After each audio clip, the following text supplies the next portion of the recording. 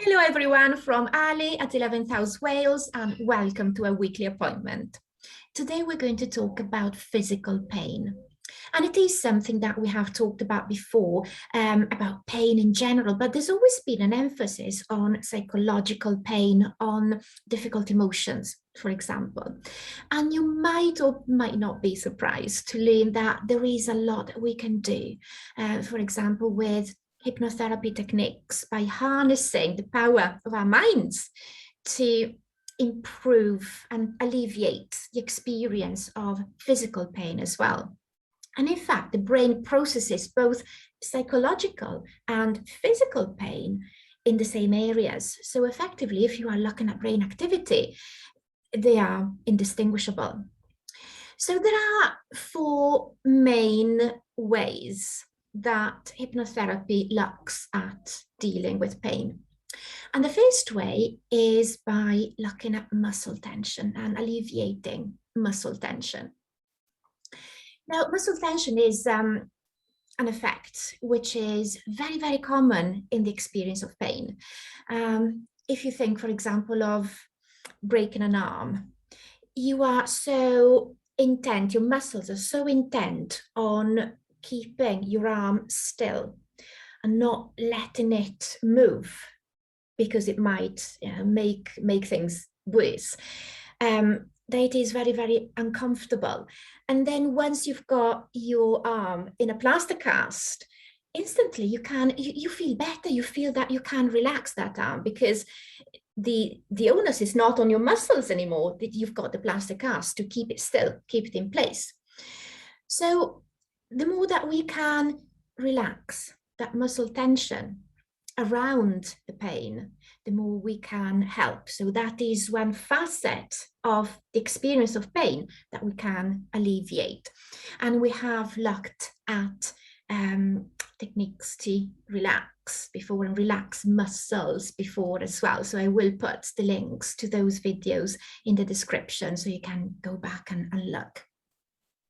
The other way that hypnotherapy deals with pain is by putting distance between yourself and the pain. So imagine, for example, that you're getting up in the morning and you're leaving your pain in bed, or you are putting it on board a plane or a train or a ship and just watching it gain distance from you. Or you could imagine, for example, that you are chucking it into the river. We've done this before, I believe, with thoughts, chucking them into the river and watching them float away. Or you can imagine that there is some kind of barrier, like a pane of glass, a pane of bulletproof glass in between you and the pain, or a wall, so that you are looking at the pain from the outside in a way, so that it's less a part of you. It is less relevant and less prominent in your experience of yourself. The third main way is to replace a feeling, in this case, the sensations of pain, with a different feeling. For example, you could imagine, we're using the power of our imagination for all of these techniques. You can imagine that you are replacing the pain with, let's say, an itch. You can replace it with a sensation of tingling or warmth or numbness. Or you could replace the place in the body where you are experiencing it. So for example, if your pain is deep inside you, imagine that you are bringing it to the surface, to a place where you can massage it.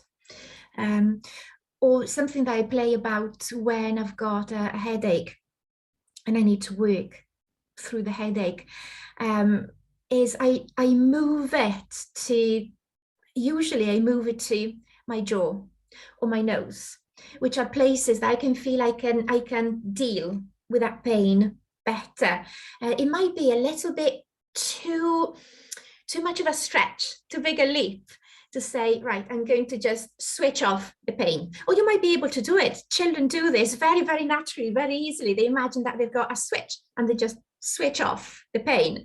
But if it is too much of a stretch, it stretches your believability too much, then you can just imagine that you are changing that place in the body. And I usually find I can still work through the pain if it is somewhere else rather than in my head, where it really impacts my day and my performance.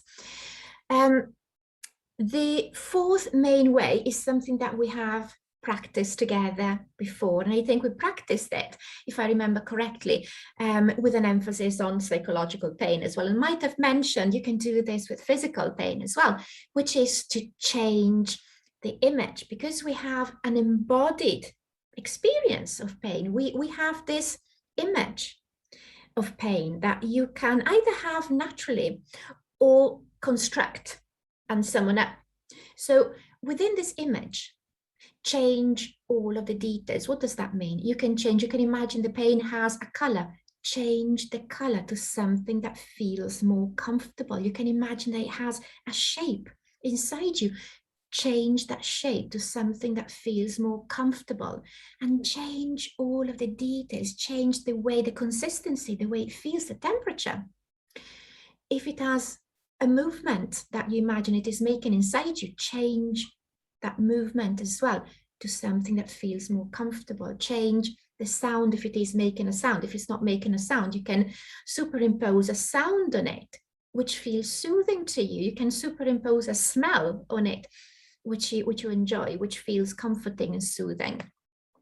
The good way of doing this, the effective way of doing this, is to change one detail at a time. Not altogether, just change one detail at a time. And keep gauging the effects of that change, of that succession of changes on you and what it feels like. You can keep tweaking it until it feels more bearable and comfortable. And then there is, it's not really a category per se, but let's say that there is a fifth category, which really contains all of the techniques which don't naturally fall into one of those previous big categories.